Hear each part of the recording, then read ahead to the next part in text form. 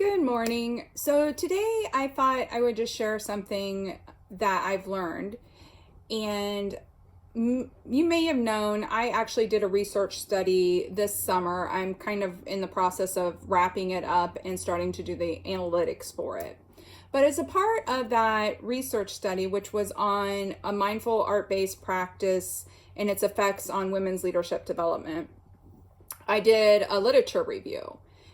Just because I think it's really important, if you're focusing on women's leadership development, that you understand what other people have said about women's leadership development and about the art-based practice and how those two intertwine and other things related to women's leadership development. So one of the books that I read for this study was called Through the Labyrinth.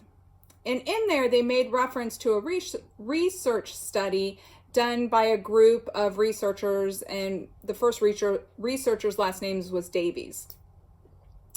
And when I read it in Through the Labyrinth, I was like, there is no way that this can't be accurate. So I pulled out the original study and read it because it was just like, wow. So I thought I would share that with you, especially if you're a leader who's trying to develop leaders inside of your organization. I think it's important to realize and understand this. And if you're a woman who's trying to become more confident in your leadership, I think that this plays an impact as well. So basically what happened in the study is they invited groups of people, men and women, in, and they told everybody it's a memory test. And in this memory test, what they said was, we're going to show you a group of commercials. So they took the people in mixed groups and showed them commercials. They had two sets of commercials. One group watched commercials that were not gender specific. They were just generic commercials, generic products, right? So it might be lawn mowing or a car commercial type stuff with no gender specific stuff. The second group was shown commercials that were gender specific, so very focused on women. One was a young girl getting skincare type stuff, and one was another woman being excited about homecoming and things like that. And then what they did was they brought those groups out and they said, hey, we need to wait about 20 minutes before we can do the memory test. Would you participate in this other test for us? And everybody said yes. So they gave them a piece of paper to read, and it was instructions for being a problem solver or the leader of that problem solving team. And they asked them to make a choice. Would you rather be the problem solver or the leader? The group that was shown the commercials that was very specific to women, most of the women in that group chose not to be the leader. The group that was shown the commercials that were just gender neutral, more women chose to be leaders out of that group. So, and it didn't affect the men. Men decided to be leaders no matter which way it went. And so they ran the study again. And this time what they did was they had them watch the commercials, the same two commercials. They brought them out and they gave them, one group would get and they mixed it up. So, it was totally random. You would either get the original instructions for the being a leader or a problem solver, or you would get a modified version. And the modified version added this sentence: there's a great deal of controversy in psychology surrounding issues of gender-based differences in leadership and problem-solving ability. However, our research has revealed absolutely no gender differences in either ability in this particular task.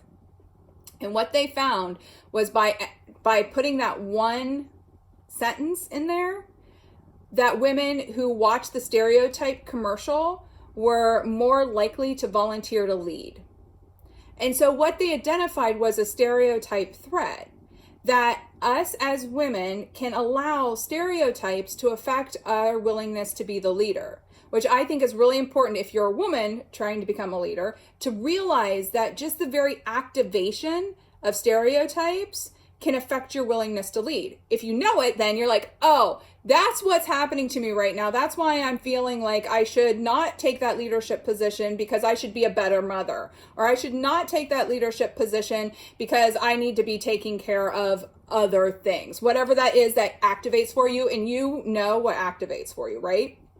So I think that's one part of the lesson that's important. The other part of the lesson that's important, I think, is inside of our organizations. If we're trying to get more women to step up into leadership roles, we need to be careful that we are not doing stereotype things inside of our organization. And when I was thinking about this, I was like, well, what's a stereotype thing that an organization could do that may discourage their women to step up into more leadership roles, especially if the woman is not educated and doesn't realize that these stereotypes could be activated and have a block or a barrier that says, yeah, that's a stereotype, but I'm not going to accept it. Here's a perfect example. Always asking the woman to be the one to get the coffee. And I know that sounds weird, but it still happens. Always asking the woman to be the one to take notes. Yeah. So anything like that, always asking them to be the ones that plan the parties, right? So if you want to make it less stereotype, make sure you're balancing that work out. You ask the men to take notes just as often as you ask the women to take notes. You ask the men to get coffee just as often as you get coffee, or you ask the women. I worked for an amazing boss who was my boss, right? And as often as I would go get him a drink, he would get me a bottle of water. And I think that's amazing. That doesn't activate gender stereotypes when it's common that the men do the same thing that the women are asked to do. So hopefully that educates you just a little bit on the things that you have to be aware of as a woman and as a leader in an organization, whether you're a man or a woman, to make sure you're not doing things that are discouraging the women in your organizations from stepping up into those leadership roles. All right, have an amazing day.